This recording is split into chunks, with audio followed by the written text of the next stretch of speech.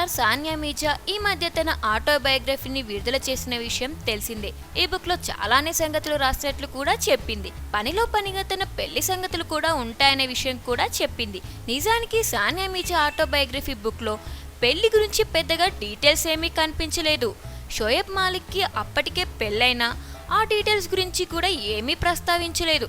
ఓ చోట ఎక్కడో అతనికి పెళ్ళైంది అంతే అన్నట్లుగా ఓ మాట టచ్ చేసింది. కాకపోతే ఇండియాలో పెళ్ళి, పాకిస్తాన్లో రిసెప్షన్ ఫోటోలను మాత్రం ఆ బుక్లో పబ్లిష్ చేసింది. ఇంతకు మించి చెప్పాల్సిన విషయం ఏంటంటే పర్సనల్ విషయాలను కూడా చాలానే దాచిపెట్టేసింది. సానియా మీర్జాకు మొదట వేరే వ్యక్తితో ఎంగేజ్మెంట్ అవ్వడం, దానికంటే ముందు ఒక చిన్న లవ్ స్టోరీ, ఇలాంటివేవి కూడా ఆ బుక్లో ప్రస్తావనకు రాలేదు. అసలు విషయాలు దాస్తే అది ఆటోబయోగ్రఫీ ఎలా అవుతుందో సానియా మీర్జాకే తెలియాలి.